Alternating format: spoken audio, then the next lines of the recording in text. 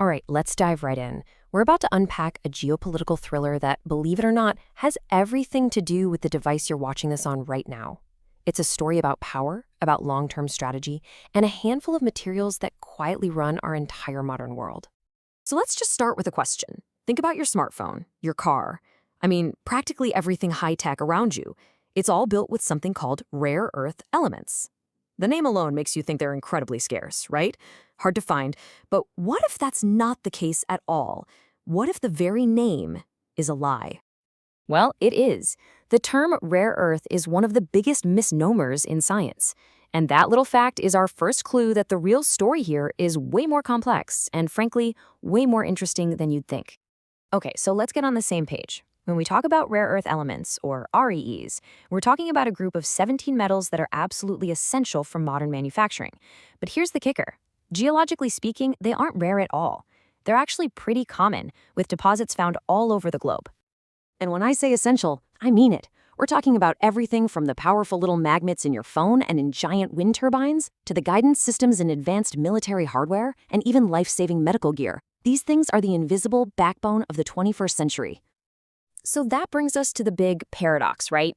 If these elements are actually pretty common and found all over the world, how in the world did a single country manage to build a near-total monopoly over the entire global supply chain?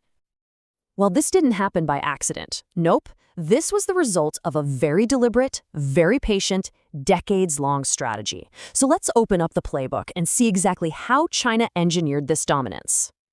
You can really break it down into a four-part master plan. First, they were willing to do the dirty work, the hazardous, environmentally tough mining that other countries didn't want.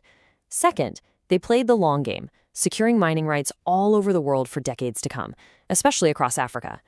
Third, and this was the real killer move, they used massive state subsidies to flood the market with cheap rare earths, driving prices so low that foreign mines just couldn't compete and went bankrupt. And finally, they focused on dominating the complex refining process, because that's where the real power lies. You know, it really boils down to two totally different philosophies. While most Western companies were focused on short-term profits and operating mine by mine, China was executing a long-term, state-backed strategic vision. They weren't just building mines, they were building a global network designed for one thing: total control. And, well, it worked. And make no mistake, this isn't just about controlling a market. This kind of monopoly gives China a massive strategic advantage. It's a huge lever they can pull anytime they're at the negotiating table. Just think about it. If a trade war gets serious, China has the power to simply turn off the tap, to restrict or even cut off exports of these critical materials. That would bring high-tech manufacturing around the world grinding to a halt. It's an incredibly powerful weapon to have in your back pocket. For a tech giant like Japan, this situation became an existential threat. Being so dependent on a single supplier was just too risky. So they launched a massive national quest to find their own source, to find a way out. And the answer they found? Well, it wasn't anywhere on land. It was in one of the most remote, most inaccessible places on the entire planet, deep on the seabed of the Pacific Ocean. They found this deposit 6,000 meters down. That's almost 4 miles straight down into crushing darkness and unbelievable pressure. It's an engineering nightmare, but incredibly, scientists think they can pull it off. And the size of this find is it's hard to even wrap your head around. The estimated reserves are 16 million tons. That is a truly world-changing amount of these vital materials. So to put that number into perspective, check this out. This single deep-sea deposit could instantly make Japan the third largest holder of rare earth reserves in the world. This doesn't just change the game. It could fundamentally redraw the entire global resource map. But here it is, the most mind-blowing number of all.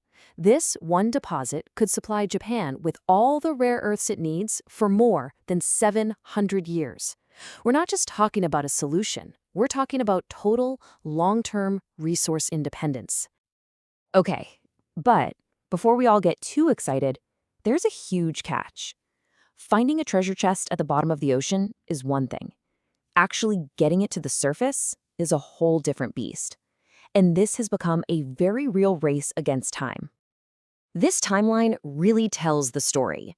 The deposit was first confirmed way back in 2010, but the incredibly difficult pilot testing isn't even scheduled to start until 2026.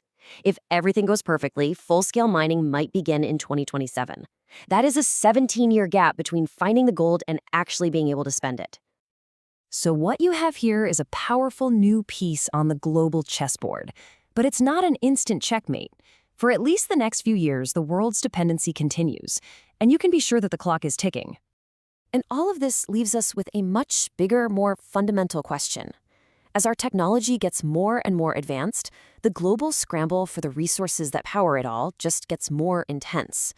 Are we watching a new kind of conflict unfold, where the battlefields of the future aren't on land, but deep beneath the waves and under the very ground we're standing on?